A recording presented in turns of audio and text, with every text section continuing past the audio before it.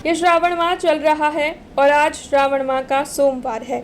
तब आज हम बात करेंगे वडोदरा के ऐतिहासिक और पौराणिक महादेव के मंदिर के बारे में। श्री तारकेश्वर महादेव का मंदिर, जिसके बारे में वडोदरा के लोग बेहद ही कम जानते हैं।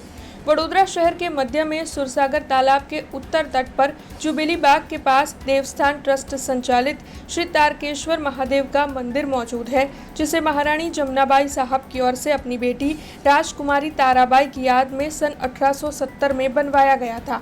155 साल पुराना ये अति प्राचीन और अलौकिक मंदिर है। हालांकि राजकुमारी ताराबाई का 27 साल की छोटी उम्र में ही निधन हो गया था। सालों पहले इस मंदिर में जाहो जलाली थी। शादी विवाह जैसे आयोजन मंदिर में होते थे, लेकिन वक्त बीतते यहाँ पर सब कुछ शांत हो गया। अब यहाँ पर बेहद ही कम तौर पर आयोजन किए जाते हैं। हालांकि महाशिवरात्रि के पावन पर्व पर वडोदरा के राजवी परिवार की ओर से यहाँ पर विशेष पूजा अर्चना की जाती है। मंदिर की खासियत ये है कि मंदिर में विराजमान नंदी के दोनों कान खुले हैं। आमतौर पर दूसरे मंदिरों में विराजमान नंदी के कान बंद होते हैं, तो वहीं श्री तारकेश्वर महादेव मंदिर की रचना दक्षिण भारतीय मंदिर की तरह की गई है और मंदिर के परिसर में कई तरीके के पेड़ हैं जो वहां पर शांति का अनुभव देते हैं।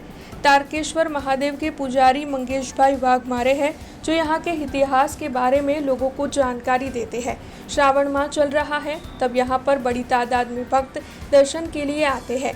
हालांकि अभी तक आपने इस मंदिर की मुलाकात कभी ना की हो, इस मंदिर के दर्शन ना किए हो, तो यहाँ पर ज़रूर जाइएगा, क्योंकि इस मंदिर का इतिहास जानने लायक है।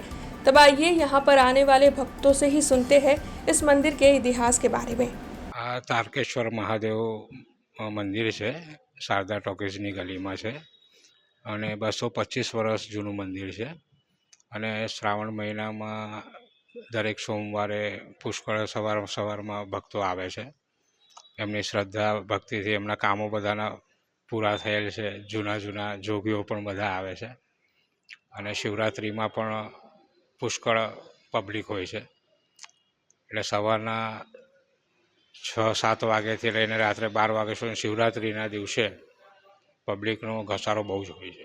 એમના દેવસ્થાન ટ્રસ્ટમાં આ મંદિર આવે છે અને જૂની જે ઐતિહાસિક મંદિરો આ હવે થઈ ગયા છે એની સાર સંભાળ રાખે આપણે એવી ઈચ્છા છે અને જે ભક્તો છે તો પવિત્રતા જાળવે મંદિરોમાં એવી આપણી સદિચ્છા છે। આ મંદિર સાઉથની શૈલીમાં બનાવેલું છે અને વાસ્તુશાસ્ત્રની રીતે એકદમ પરફેક્ટ મંદિર છે। આ મંદિર ખંડેરાવ મહારાજ હતા, એમણે આ એમની છોકરીની યાદમાં તારકેશ્વર મહાદેવ મંદિર બનાવ્યું હતું। આ મંદિર એકચ્યુઅલી તારકેશ્વર મહાદેવ મંદિરના નામથી ઓળખાય છે।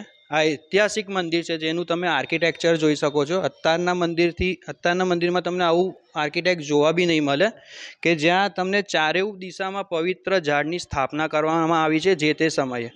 એક બાજુ વડનું વૃક્ષ છે, એક બાજુ પીપળાનું છે, એક બાજુ કલ્પ વૃક્ષ છે અને સૌથી ઐતિહાસિક વૃક્ષ આ છે કે જેને આપણે કૈલાસપતિ નામથી ઓળખી શકે છે। કૈલાસપતિનું વૃક્ષ, એમાં જે ફૂલ થાય છે એ ફૂલની વિશેષતા એવી છે કે એમાં સ્વયંભૂ શિવલિંગના તમને દર્શન થશે। એ પુષ્પની અંદર, એમાં પુષ્પની અંદર શિવલિંગ છે, ઉપર નાગ તમને જોવા મળશે અને આજુબાજુ સરસ પ્રકારની પાંખડીઓ જોવા મળશે। એમાં તમને સ્વયં શિવલિંગના દર્શન થશે। બીજી વસ્તુ આ કલ્પવૃક્ષ છે। કલ્પવૃક્ષની પૌરાણિક કથા છે, જે સમુદ્ર મંથન થયું હતું એમાંથી આ વૃક્ષનું ઉદ્ભવ થયો હતો। એટલે આ બી એક બહુ પૌરાણિક વૃક્ષ છે ને તમે જે આર્કિટેક્ટ જોઈ શકો છો, કોતરની કામ જોઈ શકો છો, બહુ જ અદ્ભુત કામ છે। પણ થોડુંક એને સરકાર દ્વારા કા ટ્રસ્ટ દ્વારા થોડુંક મંદિરમાં આવ્યા પછી તમને એકદમ શાંતિ અનુભવશે, તમને લાગશે પોઝિટિવિટી આવે છે કે એનું તમે શિવલિંગ જોશો મંદિરનું, તમને શિવલિંગના દર્શન કર્યા પછી एकदम मन शांत થશે, એવા તમને આભાસ भी થશે તમને।